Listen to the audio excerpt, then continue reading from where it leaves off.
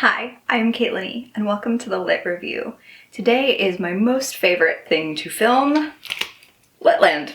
So this will be the September version of my TBR game where I pick usually 5 cards that have genres tied to them as I try to make my way across the board and get a book haul. Last month I was lucky enough to actually get a book haul, which means that all throughout August I have been able to buy books, but once September starts that is no longer the case. I will be on a book buying ban until I hit a book haul again. As always, I really kind of want to give thanks for people like Becca at Becca and Her Books and Cody from Cody's Book Corner, because they are the 2 people who most inspired me to create my own TBR game, and it's been a process that I fully love and enjoy. I also want to say a big thank you to all of you who commented on my August video with suggestions for either my stuck card or my challenge squares, because we added over 20 cards to each category to make this game better, more tricky, and just more fun.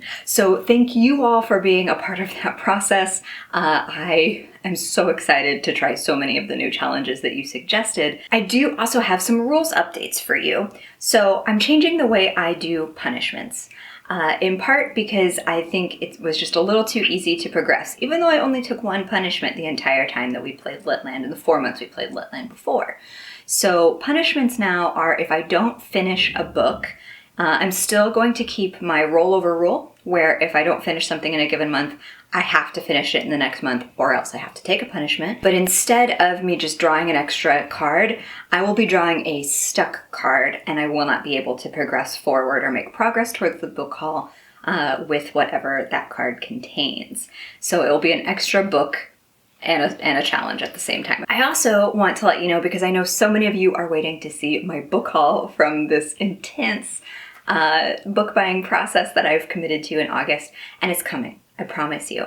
I am going to be doing a lot of pre-filming, so the first several videos you see from me in September are going to be filmed and edited ahead of time because I have some stuff at home that needs to be taken care of. You'll be getting a 2-part book haul from me towards the end of September when I can return to making regular videos.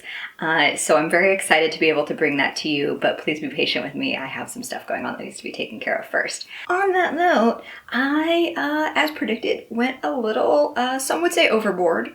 I actually don't feel guilty about it because it was a lot of fun. It felt like it was worth it after waiting 4 months to buy any kind of book. And while it might seem like a huge amount, when I smush it all together in 1 month, I probably, if I'm being honest, it's pretty close to what I would have purchased had I been able to buy books for those 4 months. So no guilt, no shame here. As always, when I talk about buying books, you don't have to deal with a highly consumerist society to be valid in this community, and I always want to share that. But I am also instituting a new rule regarding my book hauls. So I'm not going to limit how much I can buy. That's just not fun for me. But what I am going to do is I'm going to count up how many books I bought during this book haul time, and the next time I hit book haul in LitLand, if I have not read that many books, I have to unhaul whatever the difference is. Let's just say I have 100 books and I hit a book haul and I've only read 50. That means 50 need to be unhauled from my shelves. I will allow myself to count what is in my no box from my wrap-ups towards that unhaul, but it's a way of keeping myself a little bit more balanced in terms of ongoing assessment of what I'm actually going to read and what's just been lingering on my shelves. So that's my new book haul, book unhaul policy. Other than that, the same rules apply. All the same genres are still in play. So not much has changed, but there's a lot of cool things that have been added to the LitLand process. So before we get into choosing the books based on this beautiful TBR game back here, I owe you an update. So I had to read 6 books last month for LitLand, and I have 5 physical books here. The 6th book was Ibram X. Kendi's How to Be an Anti-Racist, and I ended up having to swap that one out for another non-fiction pick in order to complete my LitLand because my library loan of How to Be an Anti-Racist ran out and I didn't make enough progress on it. So what I ended up doing was selecting a different non-fiction because the waitlist for that title is wonderfully large. I'm glad to see that there are so many people trying to read this book right now. So what I ended up doing was buying How to Be an Anti-Racist as part of my book haul, and I promise you that I will be reading that within the next month. Now here's where it gets to be like a little bit of a TBR game maker's prerogative here. I am going to add a one-time rule to this. If I do not finish How to Be an Anti-Racist within the next month, because it's a book I really don't want to sleep on, if I don't finish it next month, then I will have to take a punishment. I don't normally have that kind of rule. I usually do allow for substitutions, but it's really important to me to read that book. I did substitute it in terms of what we accomplished today, and I substituted it out with the book I Can't Date Jesus by Michael Arsenault. I have started Where Dreams Descend. I am filming this on August 29th, so I still have a few days to finish this. Any portion of it that I haven't finished will roll over successfully into September's LitLand, and I'm confident I can finish it. And I really just have that rollover rule because sometimes you just need a couple extra days to finish a book. So there won't be any official punishments for the month of September, but I will, like I said, be reading How to Be an Anti-Racist by Ibram X. Kendi in addition to whatever LitLand picks for me, so that I can continue on my progress with that book. All right, so just to check in with y'all, this was our poll for August.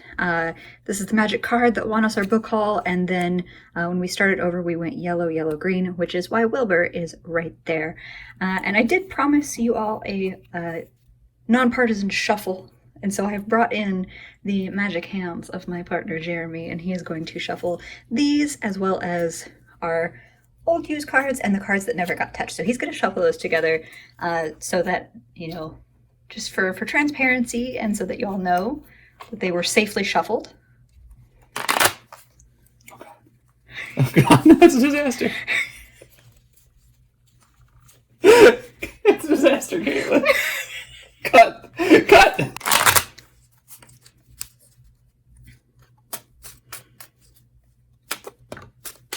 Card down.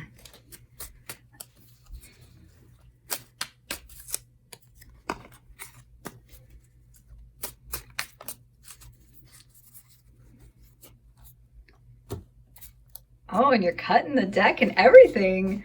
Well, thank you for your professionalism, sir. I will let you escape. Our newly shuffled deck. We will be doing 5 pulls this month, so let's get to it. Ooh, 1 red. That means romance. Oh, that doesn't get us very far, though. Oh well. All right. The first one is one I love to see, and that is 1 red for romance. As per usual, I will be trying to pull from my priority shelf back here, or this book stack back here, to try to get my most recent reads or reads from other videos into our TBR this month. So let me see what we've got. So we're gonna do Farrah Rashan's The Boyfriend Project. So Samaya has found out in a very public way that the person she was virtually seeing has been catfishing not 1, but 2 other women, and those women all collectively dump him and then become really good friends and try to, you know, make their dreams come true in different ways. And Samaya's dream is to build an app. While she's working on her app, Samaya meets Daniel, and she's not really sure if he's too good to be true or not, but she's also a little worried about being distracted from her own dreams after having such a disastrous relationship the first time around. So this seems like a really good potential slow burn, because I imagine there's going to be some like, will they, won't they for a little while. We'll see if it's actually a slow burn or not. I've never read any Farrah Rashan, so I'm really excited to be adding a new author to my repertoire, and yeah, love me some romance. Gonna make it happen. Ooh, 2 blue. It's been a while since we've had a duo.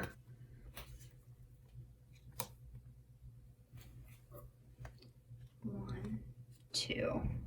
Next is 2 blue, which is nonfiction. And this is super exciting because I felt like our last run of LitLand, we didn't see many of these dual cards. So kind of nice to see them early on. So that means I have to pick 2 different nonfiction books in order to make this work. And remember, that is in addition to the How to Be an Anti-Racist by Ibram X. Kendi. So these will be 2 totally different picks. I actually have a library book that will work for this, and that is Smoke Gets in Your Eyes by Caitlin Doughty. And this is a book that my friend Clara recommended to me from Clara Books It. I've mentioned her several times on this channel. She's a really good friend of mine, and we love talking about books. And Clara recommended both this book and Caitlin's channel to me. So Caitlin Doughty is a YouTuber who really tries to like destigmatize and normalize various portions of the death experience. So she has a really interesting YouTube channel that talks sometimes about like burial practices or specific strange deaths, or like sometimes just random questions that people have about what happens after you die. So it's really a book about her experience working in a crematory and like kind of how she started to articulate and build a lot of her philosophies around like normalization of talking about death, and how culture treats death and the dead. So this is potentially going to be a challenging book for me in terms of my own perceptions, so we'll see how that goes. For my second nonfiction pick, I'm going to pick All About Love by Bell Hooks. So this is a series of essays that kind of tackles the question, what is love? It says, in 13 concise chapters, Hooks examines her own search for emotional connection and society's failure to provide a model for learning to love. So it really kind of challenges, again, this is another book that challenges a lot of accepted cultural norms. One of my friends at work, Ronnie, has recommended this book to me and spoke very highly of it as a reading experience and like its impact on her as a person. So I am very hopeful about this book. Ooh, another red. Okay, I'm very excited. One red. Another red. So one red equals one romance. I'm happy to have another romance. Let me see what I've got. All right, we're making it happen. We're gonna choose Master of Crows by Grace Draven. So this is one of the books that was on my 5-star prediction list that I made a couple of months ago. It is about Martise of Asher, and she is a bondswoman. And as part of her service, she is sent to both help and spy on this master sorcerer.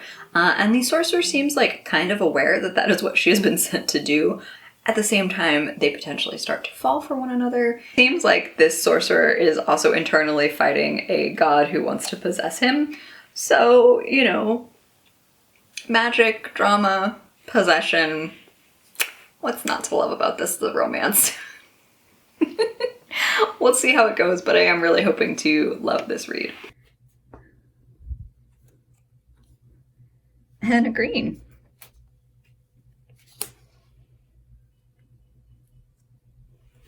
All right, next up, one green, which is historical. Okay, you know what, we're just gonna go for it. I mentioned that the Master of Crows was on my 5-star prediction, and so was this. Everything I Never Told You by Celeste Ng. Now, this book is set in the 1970s, so it definitely still counts as a historical fiction, even though that feels slightly weird for me to say, because it is in the not too distant past, but this is set in the 1970s as a family comes to terms with a young daughter's death. So it's a pretty short book, all things considered, and it is one that I've been really looking forward to. Everything I Never Told You is the, I think, first book for Celeste Ng, and Little Fires Everywhere is the one that I've read from her that I absolutely love. So I really like her writing style. I'm hoping to love this. All right, last pull. Oh, double yellow. Oh my gosh, we have so much to read this month. Okay. One, whoop, over. 1, 2. Last pull, and it is 2 yellow, and yellow is young adult. We're gonna stack this month with 5-star predictions, and this is Mistborn by Brandon Sanderson. This will be my first Brandon Sanderson book, so I'm very nervous. My partner, Jeremy, this is like one of his favorite authors and one of his like favorite series overall. He just did a reread of this. And so I thought like this was a perfect time for me to get on this bandwagon so that we could chat books together. And it is one that I am very excited for. I hear great things about Sanderson as a fantasy writer. So for some folks, this may feel like kind of an odd pick for YA, because I think you could easily classify this as adult fantasy as well. I think it's kind of been rebranded as young adult in order to hit that market better. So it's a little bit of a gray area, but I'm gonna roll with it. So I don't know a ton, and I think I'm gonna try to keep it that way because I really don't want to overhype myself for this book as best I can. But I'm excited. It's a bit thick, which will balance out some of the other things on my TBR really nicely. So I think this is probably the one I'm most excited for, but also the most scared of it not being a 5-star. So we'll see. And I will, in fact, be able to wrap up that 5-star prediction video if I complete all 3 of the 5-star predictions on this TBR. I don't know what possessed me, but I just really wanted to stack the deck like that this month. My last pick for LitLand in September is that last young adult pick that I owe y'all, and that is Spin the Dawn by Elizabeth Lim. This is such a gorgeous cover, and I think the cover design for the second book is just as beautiful. And so that's part of what initially drew me to this. It was a Owl Crate exclusive, I believe, this particular cover, and it's long overdue that I give it a read. So this has been blurbed by one of my favorite authors of my own childhood, and that is Tamora Pierce. So it's blurbed right here on the front, and then she has an additional blurb on the back. So with Tamora Pierce's high praise, I'm even more hyped for this book. So this book follows Maya, who works in her father's tailor shop, and basically it's been described to me as like Project Runway meets Mulan in a way. So there's a new competition to become the Imperial Tailor, and it is something that like typically only sons can enter. And so Maya enters the tournament without her father's knowledge. So I always loved the beautiful descriptions of clothing in more like historical oriented novels, but the epic fantasy of this also just sounds beautiful and alluring, and this has been on my radar for a while, so I'm very happy to be able to read this book this month. All right, so I have 7 books that I need to read this September for my LitLand to be a success. And that will also, 7 books from LitLand proper, but 8 total because I do need to read How to Be an Anti-Racist by Ibram X. Kendi. Now, I will also be participating in Becca's Bookathon. I am so excited that that is a thing, but I did not pick these books with that readathon in mind. I am going to let that happen organically, and I will be doing all of my draws and reactions and reading related things on my Instagram if you would like to check out what I am doing for Becca's Bookathon. Hopefully you will see many of these books. Maybe I can sneak them in and be extra productive. But that is those are my reading goals for the month of September. I'm super excited about what the board was able to get, and I think it's gonna be a good reading month. I'm optimistic, I'm hopeful. I feel it. So that's my read on September's LitLand. Thank you for spending time with me. I hope you have a fantastic reading day. Like and subscribe if you would like to see more of me or this channel, and I'll see you in the next one. Bye!